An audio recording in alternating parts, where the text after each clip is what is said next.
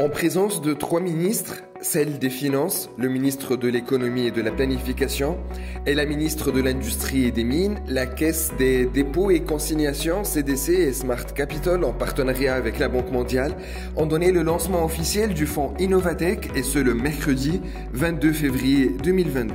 Avec une importante couverture médiatique qui a dépassé les 40 médias présents, nationaux et internationaux, nous avons noté la présence de 2 chaînes de télévision, 8 stations de radio publiques et privées, 3 quotidiens papier et plus de 27 sites et journaux électroniques qui se sont intéressés à l'événement.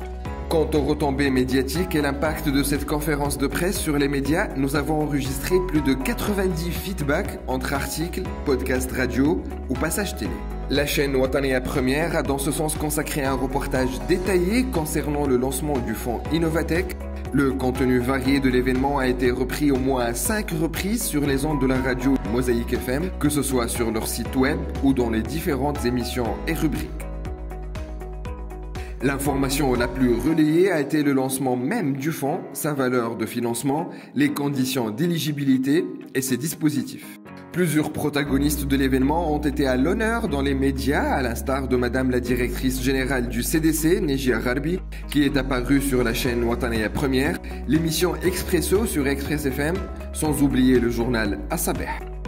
Quant à Monsieur le directeur général du fonds Innovatech, Tarek Triki, ses propos ont été relayés par plusieurs médias, notamment Mosaïque FM et Asabeh News. Le journal La Presse et Radio Tunis chaîne internationale se sont penchés, pour ne citer que, sur les dires de Monsieur le directeur général de Smart Capital, Alaya Bettaib. Sans oublier les témoignages de Monsieur le représentant résident de la Banque mondiale en Tunisie. Le lancement du fonds Innovatech a été par ailleurs l'occasion pour les ministres présents de commenter l'actualité brûlante du pays.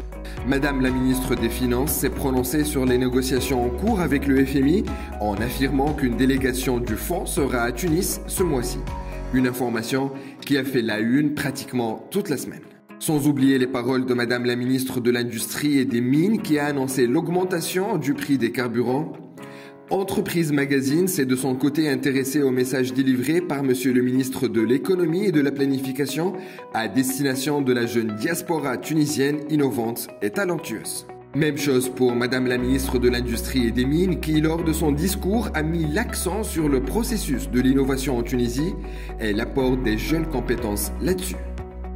5 jours après l'événement, les retombées et les feedbacks liés au lancement du fonds Innovatech sont toujours au rendez-vous. Pour plus d'informations, nous vous invitons à visiter le site smartcapital.tn/innovatech.